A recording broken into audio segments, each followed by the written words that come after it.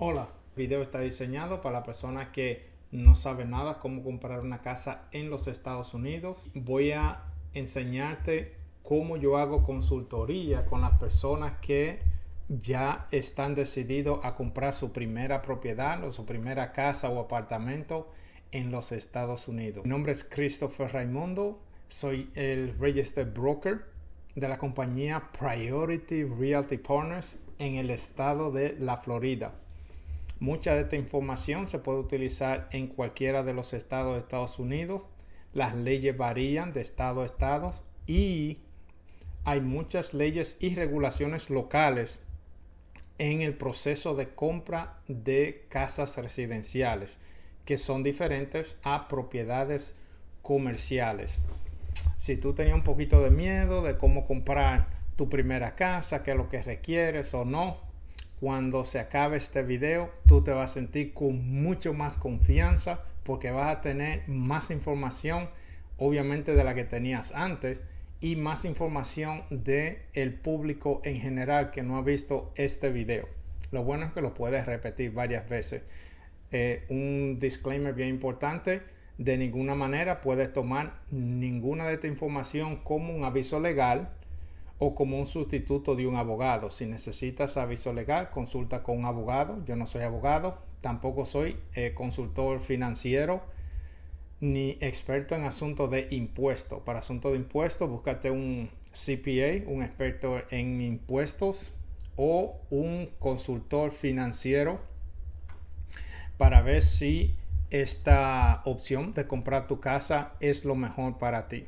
Ahora, una vez tomaste la decisión, mira esta información. Lo primero que tú quieres hacer es hazte un cálculo de cuánto es lo que tú puedes pagar cómodamente todos los meses y todos los años para el pago de tu propiedad. Si tú estás rentando un apartamento o una casa, calcula cuánto más tú puedes pagar si te subieran la renta y no te afecta financieramente. Es importante que sepas cuáles son tus límites y más adelante tú vas a ver por qué. Aparte de lo obvio, que te puede poner en problemas financieros en 1, 2, 3, 4 años más adelante si empiezas a gastar más de lo que en realidad tú puedes pagar.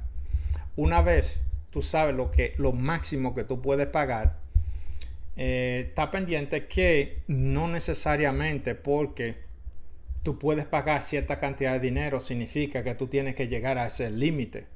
Tú puedes ser mucho más prudente, pensar bien y analizar qué otras metas y sueños tienes para lograr, qué otras cosas financieras tú estás tratando de lograr y cuál sería esa cantidad que tú te sentirías cómodo que si le estás pagando en 6 meses, 7 meses más adelante, tú la puedes pagar sin ningún tipo de problema. Eso es bueno que te sientes con un profesional de agente de real estate que haga una consultoría y empiece a mirar los números que tú ya tienes y aplicarte un poco más detalle y a personalizar los pasos que voy a explicar más adelante. Porque recuerda, este ejemplo que voy a decir no necesariamente aplica para la propiedad que tú quieres comprar, pero lo importante no son tanto los números, sino los porcentajes y el concepto, todos los pasos que tiene que dar, porque los números que voy a utilizar van a ser simplemente un ejemplo. Una forma inteligente de comenzar es primero ver por cuánto tú puedes ser precalificado para el préstamo de la propiedad. Obviamente, si tú tienes el dinero para comprar la casa que tú quieres en cash, tienes todo el dinero, entonces no tienes que averiguar con un banco o un prestamista en cuanto tú calificas. Simplemente fíjate bien qué cantidad tú quieres utilizar y ya. Pero si necesitas un préstamo, antes de ir a mirar casa, mirar apartamento y mirar qué vecindario, lo segundo es en realidad comunícate con un banco y dile que tú quieres precalificarte sin que te cobren. La mayoría de los bancos pueden sentarse contigo, mirar tu información y darte una precalificación, darte una idea de qué tipo de préstamo te pueden dar y te puede funcionar.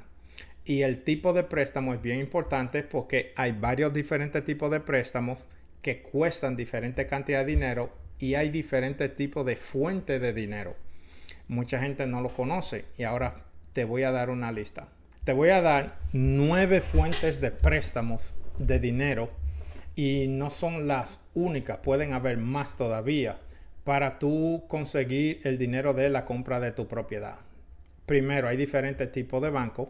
Están lo que le llaman retail banks o bancos tradicionales, que son lo que tú mires afuera de Chase, de Wells Fargo, Bank of America y los diferentes tipos de bancos que están ahí afuera. Esos son los que te dan los préstamos tradicionales, que son, ellos prestan dinero que ellos cogen prestado, a veces al Banco Central, de diferentes fuentes, también de los depósitos, y lo usan para prestar para las casas.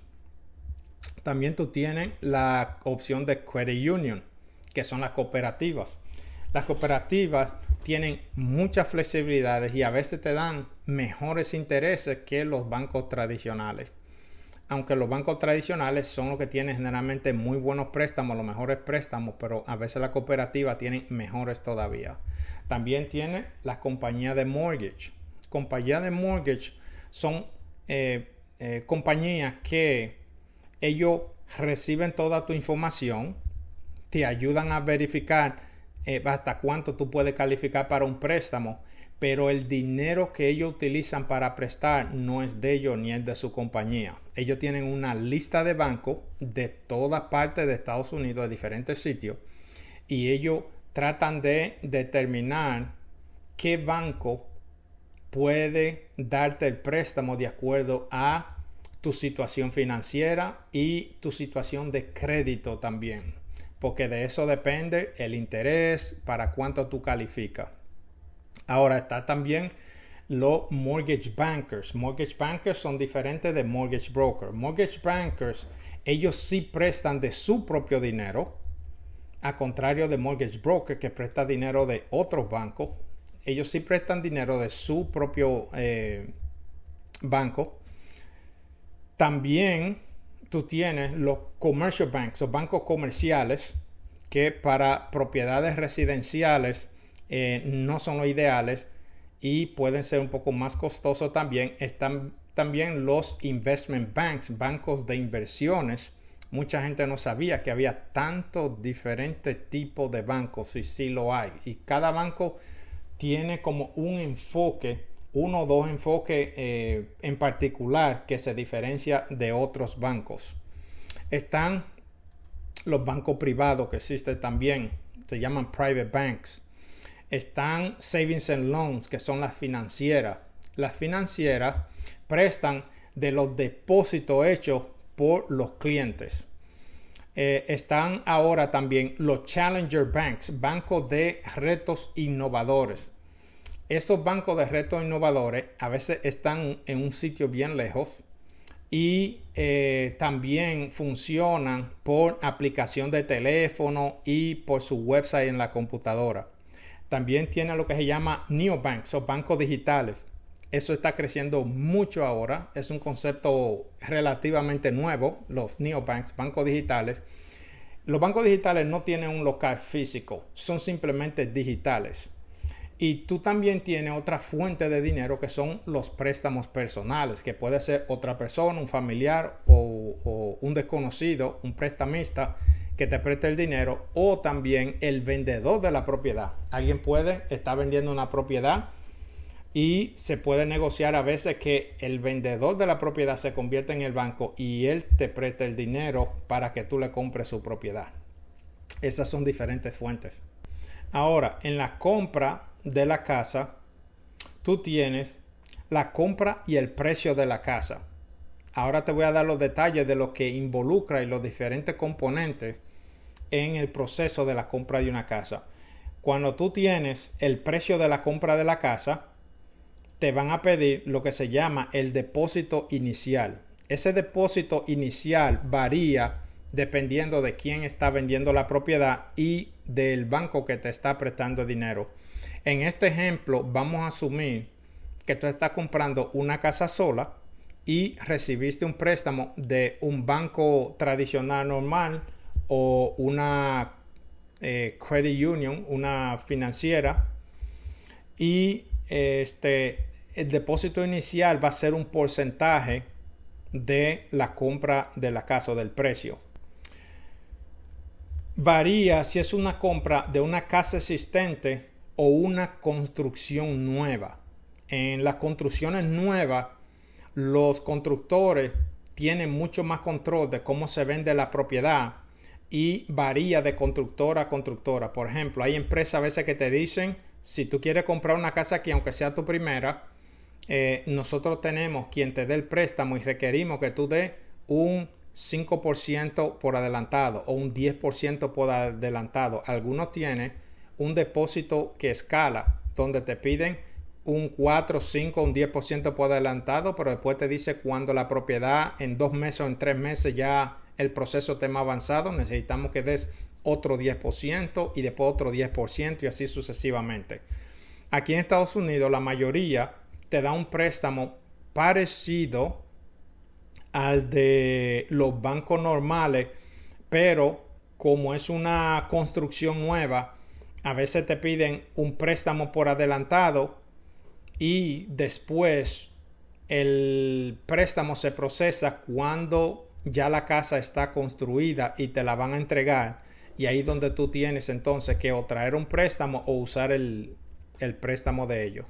Si es una casa sola, el depósito inicial sería desde un 0% hasta un 20% del precio. Obviamente tú puedes poner más de ahí también, pero hay cierto tipo de préstamo, por ejemplo en Estados Unidos lo que le llaman VA loan o préstamos de veteranos.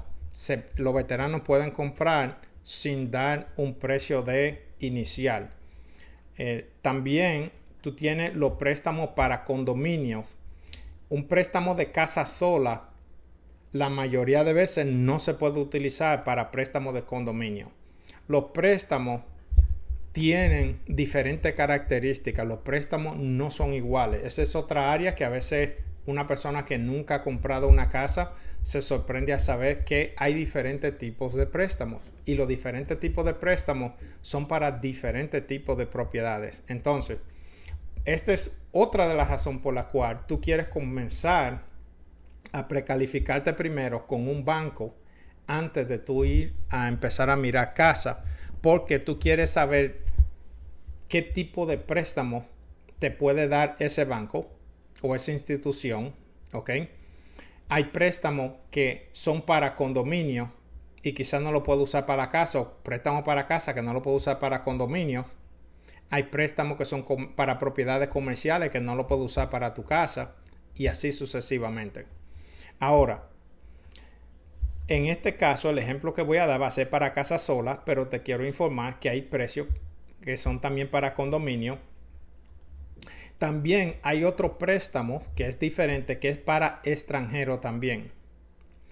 Cuando es un condominio, puede ser de un 20% a un 30% de precio de inicial que te piden, pero si es un extranjero, esos préstamos en realidad son un poco más fáciles para los bancos, pero te piden un depósito de inicial mucho más alto, entre un 40 a un 50% del precio, pero el resto, el proceso y los documentos que se necesitan son mucho menos. En este caso, para casa sola, el depósito inicial entre un 0 a un 20%, tú puedes comprar tu propiedad. Los gastos de cierre de la compra, ¿ok? Tú tienes gastos del comprador y del vendedor. Los dos tienen gastos de cierre, ¿ok? Y van entre un 5% hasta un 10% entre los dos, ¿ok? Hay personas que piensan que solo el vendedor tiene gastos de cierre o el comprador solamente. Los dos tienen gastos de cierre, pero son diferentes, obviamente. Nos vamos a enfocar en los gastos del comprador. Gastos del comprador van dentro de 2.5% a un 5%. ¿Ok? La mayoría de los cierres que yo he hecho y lo que he visto, están alrededor de un 3 a un 3.5%. Ahí es donde muy probable la propiedad que tú vas a comprar va a estar, pero puede subir a un 5 dependiendo de dónde se compra. ¿Ok? Otro punto bien importante es que hay formas de reducir estos gastos de cierre también. ¿Ok? Los gastos de cierre varían dependiendo del tipo de préstamo y el lugar donde está la propiedad. Muchos de esos gastos a veces podemos negociar que el vendedor sea quien lo pague, o el banco sea quien lo pague, o buscar otra manera de cómo hablar con alguna de los que van a incurrir esos gastos para reducir el precio también. Ahí esa es otra de las áreas donde es importante tener una persona que tenga mucha experiencia ya haciendo transacción y trabajando con muchas de estas oficinas. Ahora te voy a dar una pequeña lista, o bueno, una larga lista de los gastos de cierre. Pueden ser estos. Es posible que alguno de estos no aplique a la compra de tu casa y es posible que otros gastos más, aparte de esta lista, también haya que añadirlo. Eso depende de dónde vas a comprar la propiedad, cuáles son los cargos que hay en esa área o en esa ciudad y qué otra cosa la propiedad demanda también. Entonces habría que encontrar la propiedad y una vez uno sabe la propiedad, ya ahí uno puede empezar a determinar cuáles van a ser los gastos que hay que incurrir en el proceso de compra. Pero tú puedes esperar algunos de estos o todos. La inspección profesional, hay que hacer una inspección a la propiedad. Eso es altamente recomendable por todos los expertos y no creo que es una buena idea comprar una casa sin hacer una inspección para saber cómo está. Incluyendo cuando la propiedad tiene daños, tú quieres saber cuáles son los daños y más o menos tener una idea qué se requerirá para arreglar esos daños también. También tú tienes aplicación a la asociación. Eso es si la propiedad tiene una asociación. La tasación o la valorización de la propiedad, que es el appraisal. El seguro de la propiedad, hay que comprarlo antes o desde antes ya tú tienes que cuadrar lo que es el seguro de la casa con una compañía de seguro, porque el día de cierre el banco te va a demandar que tengas seguro y tienes que pagarlo el día de cierre. Eso es parte de los gastos de cierre. También gasto del banco por el préstamo. Los bancos te van a cobrar por darte el préstamo de acuerdo al tamaño del préstamo y el tipo del préstamo también. Gasto de la compañía de títulos. La compañía de títulos es otra compañía. Casi siempre los compradores y el público en general no tienen mucha conexión o relación con las compañías de títulos, pero esas son las oficinas que se encargan de revisar que el título de la propiedad esté limpio, buscar si tiene algún préstamo pegado a esa propiedad que haya que pagarlo el día o antes del día del cierre, que es el día de la compra, y se asegura de hacer los documentos para que se haga una transferencia del título del dueño anterior a ti que piensa comprar la casa y que la propiedad quede a nombre tuyo sin ningún tipo de atache. Ellos son los que se encargan de entregarte el título limpio. También está impuesto de transferencia del Estado. Hay varios impuestos que hay que pagar. Comisión del agente involucrado. Gastos de abogado si es que hay un abogado involucrado. Gastos de aplicación. A veces hay que estar aplicando para diferentes oficinas y diferentes cosas. Y si cobran, esos son parte de los gastos de cierre también. Cargos por reporte de crédito, por tu historial. Hay un cargo por eso. Son gastos pequeños, pero son parte de los gastos de cierre. Gastos de corredores o mensajeros. Puntos para descuentos del interés del préstamo. A veces el banco, para tratar de reducirte los intereses que tiene la tasa en ese momento, te cobran un pequeño porcentaje y pueden lograr bajarte el interés por la duración del préstamo completo muchas veces. Pueden haber otros gastos más también. Vamos a hacer un ejemplo de esta compra de $100,000 y otro ejemplo de $245,000. En esta casa sola de $100,000 hay diferentes tipos de préstamos. Hay préstamo que se llama FHA, donde te permite comprar con un inicial de un 3.5% de down payment. Hay préstamos convencionales también que lo hacen, un 3%, 3.5%, 5% también. ¿Ok? Vamos a trabajar con un 3.5%. Y los gastos de cierre, un promedio de un 3 a un 3.5%, vamos a trabajar con 3.5%. Y es posible que se pueda negociar algunos de los gastos para que den menos de 3.5%.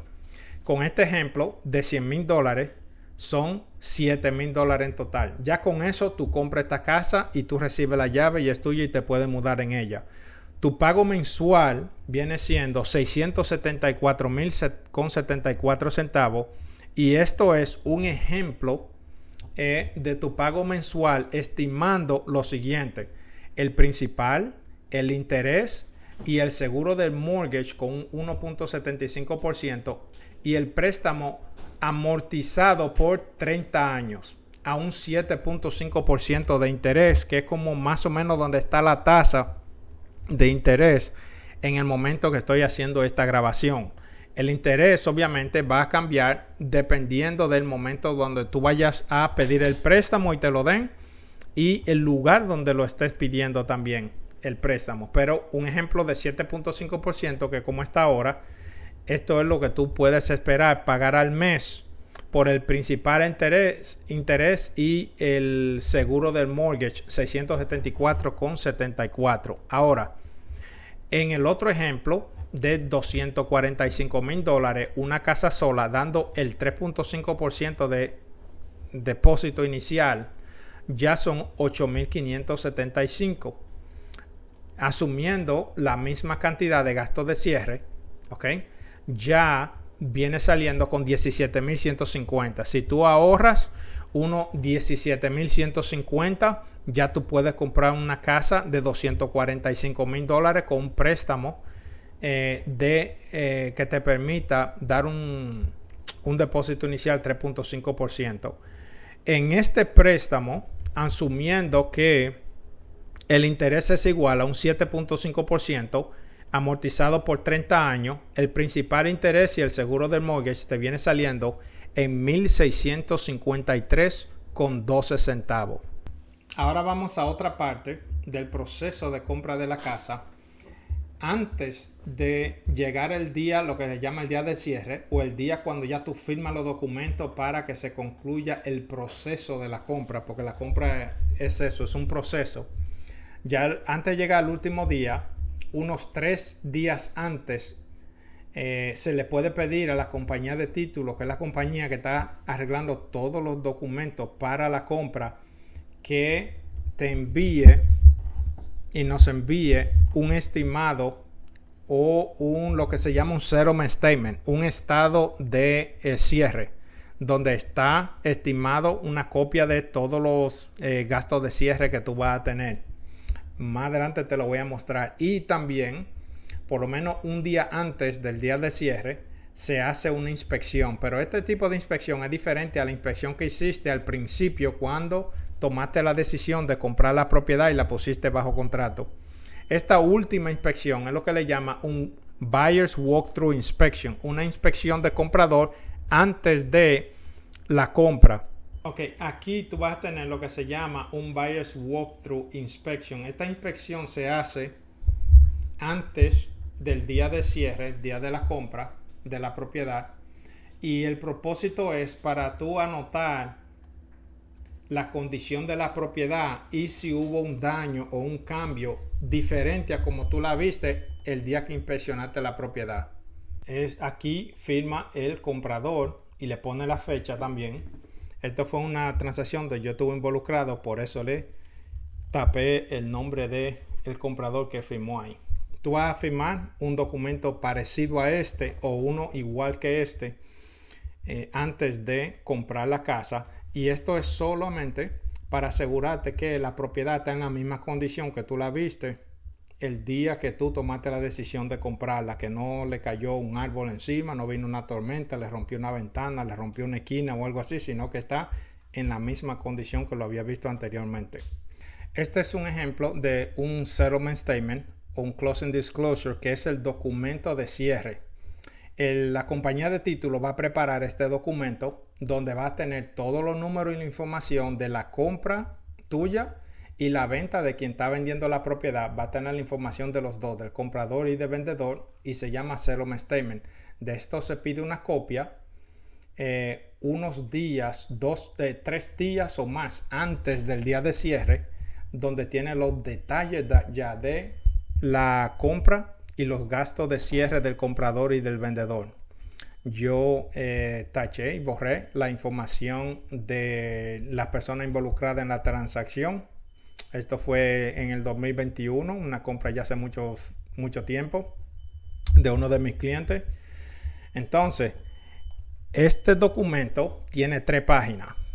¿Ok? Esta es la primera página y está dividida en 2 partes. Este lado de aquí es el lado del comprador, donde dice borrower, el comprador. Y de este lado, seller, del vendedor. ¿Ok? Entonces, el seller y el comprador tienen estas 2 columnas que se llama debit y credit. Debit y credit, que es débito y crédito. El crédito que hay que darle a cada uno se le pone en su columna apropiada, y débito, que es lo que tiene que pagar, se le pone en esta columna. ¿Ok? Me voy a enfocar en el lado de borrower, que es el comprador, viene siendo tú. Lo que va en el medio es la descripción de lo que se está cobrando. En este caso, continuamos con el precio de $245,000. En esta columna, aquí vemos el ejemplo de $245,000, que fue una transacción real que se hizo. ¿Ok? Aquí va la lista de los cargos que ya se comienzan a listar aquí para cobrarle al comprador. Esto es lo que tú vas a pagar. Esta parte que está aquí viene siendo, por ejemplo, del prestamista o del banco que le dio el préstamo a este comprador, esta transacción. Ese es otro de los cargos también. Vamos a la próxima página, página número 2.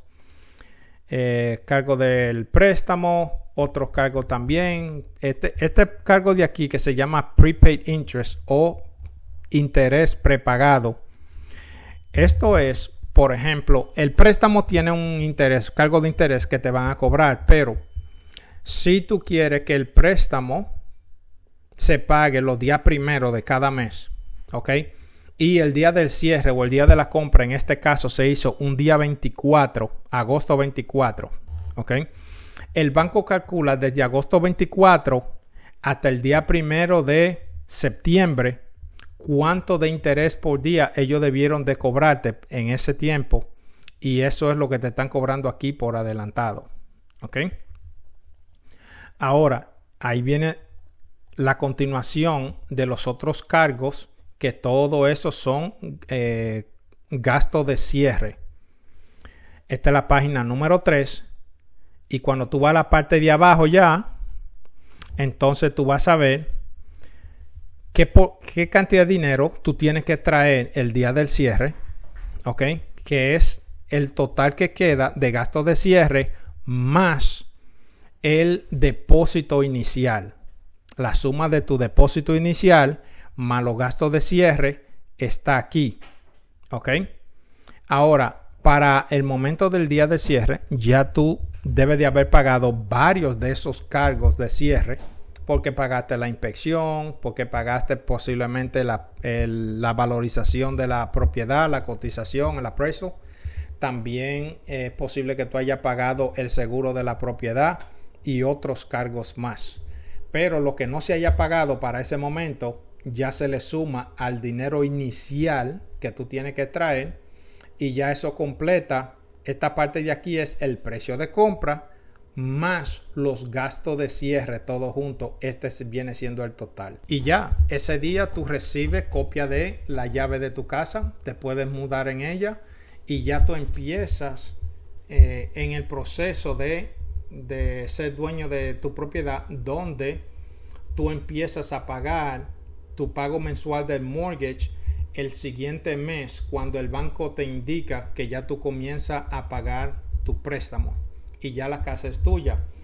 Otra ventaja que bueno que vale la pena saber y te puede motivar a que compres tu casa lo antes posible, es que hay varias diferencias entre rentar y comprar, obviamente, y Hay personas que les conviene en algunos momentos rentar más que comprar. Comprar no es para todo el mundo. Comprar incluso para alguna persona le puede hacer daño y puede ser un problema grande financiero o un problema de asunto de logística también, dependiendo de qué está pasando en la vida de esa persona y qué piensa hacer. Hay personas que le conviene más rentar, pero generalmente en la renta te siguen subiendo el precio todos los años, cada cierto tiempo. Eso es normal porque la inflación sigue subiendo todos los años, la economía cambia todos los años y los precios de las propiedades, de los impuestos van cambiando todos los años en todas partes. Y eso va aumentando el costo de administrar la propiedad. De la renta que pagan los inquilinos, tiene que cubrirse todos los gastos que incurre esa propiedad durante el año. Ahora, ¿qué pasa?